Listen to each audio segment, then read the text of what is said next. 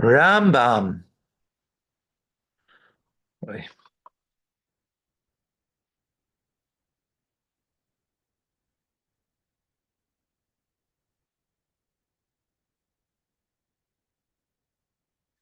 give me a second.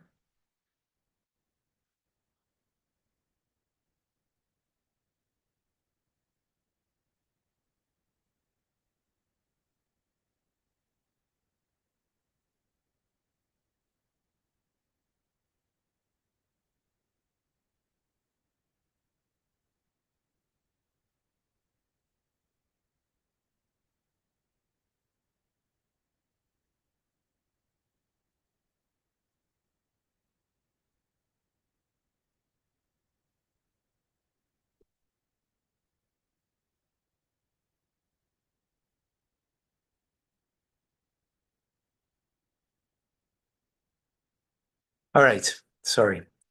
Let's go. We're gonna do the last chapter today of the three chapters, chapter 4.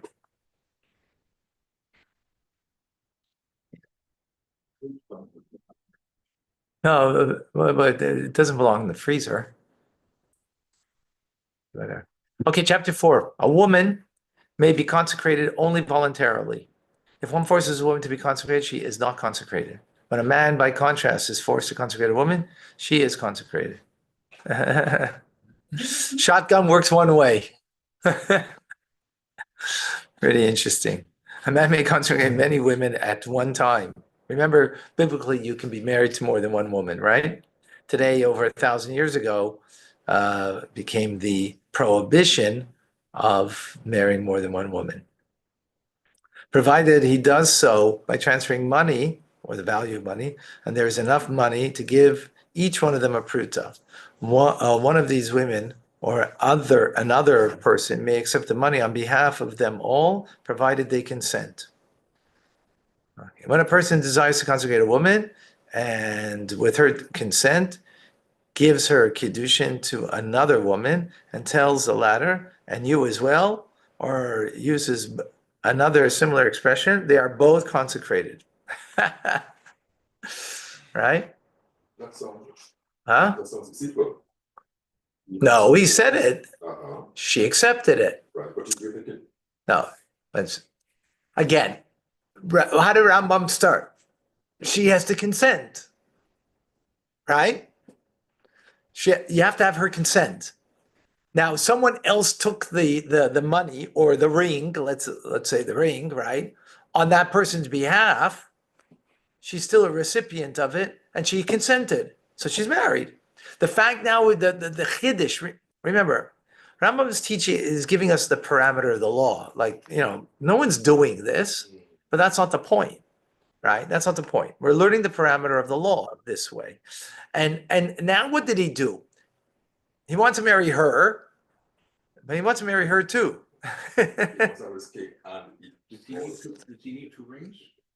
No, you need to have sufficient. There would be enough money. So let's say he gave $200, right? Two $100 bills, right? You can give much less than that to do. But I'm giving an example, and he gave it to the second woman, and he says, "I'm marrying you too," and he gave the money to her. Remember, she can be the recipient of it for. You're talking to this one. I'm okay. I'm going to marry, and then you're giving the money to someone who is, let's say, the go-between, the shadchan, right? It's the shadchan you're giving it to, right? So and you too, I'm going to marry, and you gave two $100 bills. They're both married or betrothed, right? This is kiddushin, first part, right? Betrothed, right? first wife has to say consent to me. Huh? And the first wife has consent to an action, that's second action.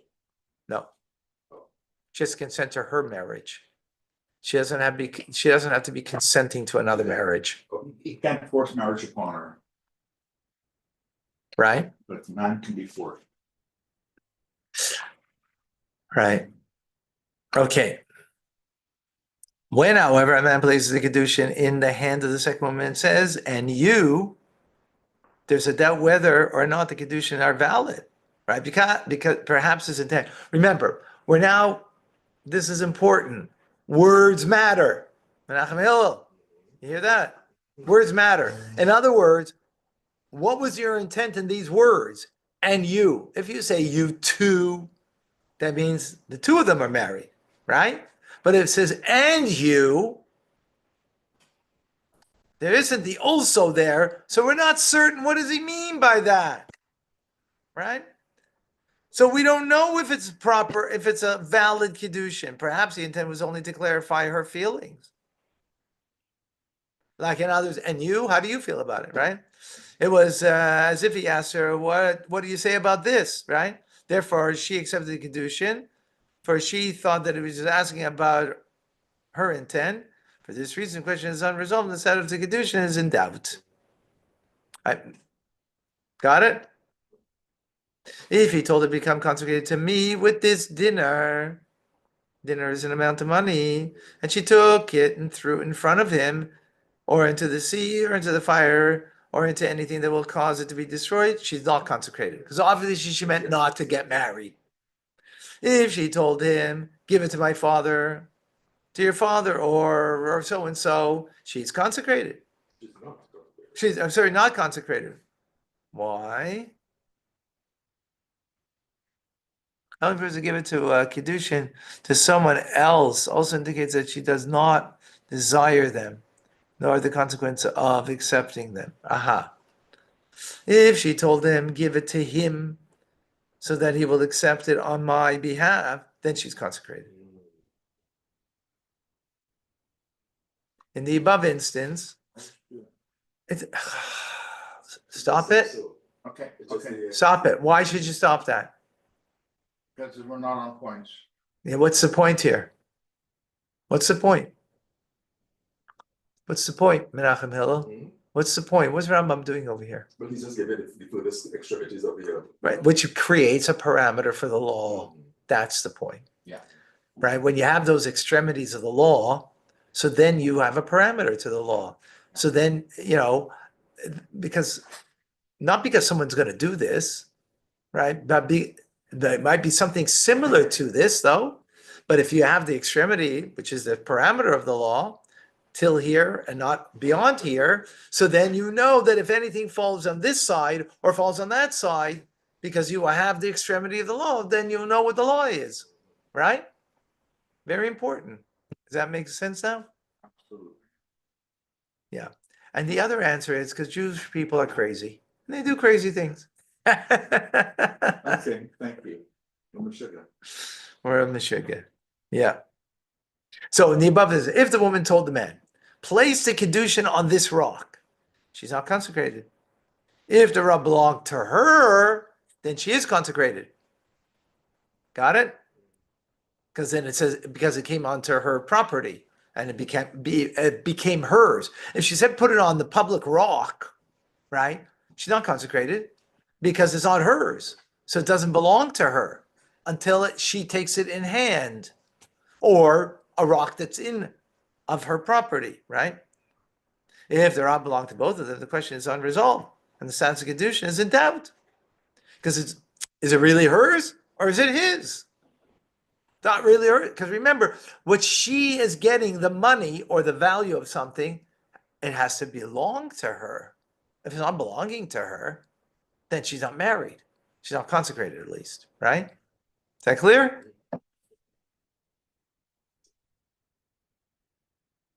Be consecrated with this loaf of bread, and she seldom give it to the poor person. She's not consecrated. This applies even if she supports the poor person in question. Right? In other words, maybe be a loaf less that she's going to give now, because he gave a loaf. So usually I give a loaf every day, but today I'm not going to give the loaf. Why is she not married then? Because from him she got nothing. She saved on her end. She's a brilliance over here on understanding the parameter of the law. Right? Follow. In other words, for her to be married, she has to get something from him. She got nothing from him. The poor person did. She got herself from herself, because now today she's not going to give a loaf because it was given already, the loaf. But I didn't get anything from him. Not consecrated. Right? Yeah. This applies even if she supports the poor person in question. If she told him, give it to the dog, she's not consecrated. To a dog. If the dog belonged to her, then she is. Because the poor person doesn't belong to her, but the dog does belong. Imagine that. The dog that means I got something. Because if my dog got something, I got something. See the nuance? The poor person, you're not consecrated. Because that poor person is an independent individual from me. That person doesn't belong to me. Just because I give charity to that person every day, I give them a loaf of bread every day, they don't belong to me. But the dog does. Wow. See, it's a dog's world. Through the dog, she got consecrated. Amazing. If the dog was chasing after her and she told him, give it to this dog, the question is unresolved. The status of the condition is in doubt. Why? It doesn't belong to her. Because she gained something. You look at the nuance over here. She gained something, but not because it belonged to her, but she did gain something. But it's a doubt over here. She gained something. The dog's running after. Now the dog's running after her anymore because the dog has something to eat, not to eat her, right? Not to bite her, but to eat. Did she gain? Yes, but not directly because it's not hers. It's not hers. Her dog. It's her dog. So she gained directly. But here it's just a dog chasing. Wow. Okay, that makes sense. If you see the nuance, but it's unresolved doubt. Wow, wow, wow. Okay, I got to stop here. But this is like, He's kind of weird. huh? Rambam's a little bit weird. No, I think you are. That's why I can identify. Rambam is like on the money. On the money, but I mean, he comes up with dog and this and that. No, it's a principle that comes out of it. That's the point you're missing. It's in an example. In other words, he's giving the example to exemplify the concept, Absolutely. which makes it more concrete. That's all. Makes it more concrete. If I would tell you, if I would say to you like this, if it's something that belongs to me that has a benefit, right? So therefore, so I have the benefit from it, so then you're married, right? But if it's something that I have a benefit, but it doesn't belong to me, right? So then it's questionable if you're married. That's the difference, right? Yeah, but those are words that are very abstract. So he's giving very clear example. A dog, that's my dog. Oh, then I got real benefit. So then she's married, or her dog, right? Not my dog, right? Then she's married. But if it's a dog running after that's not her dog, benefit she got, but it's not a personal benefit in the sense of hers. But yet there's a real benefit here. I mean, the dog would have bitten her. And this way the dog didn't bite her. So it's a question. Now, who would do such a thing is irrelevant, right? I just mean that he's sublimely genius, that he comes up with these beautiful analogies. Yeah. That I couldn't even imagine coming up with. That's why he's the Rambam and we're learning his teachings every day. And that's what I mean by weird. That's the thing. I don't know if that's weird. That's like, wow. Yeah, like wow. Like, Wow. Wow could be weird, you know. Like, wow. Seriously, no, that's a word. Choose your words more, Okay, wow. sublimely. All right, folks. God bless you. Thank you for joining. Thank you, Rabbi. Good show. Appreciate it.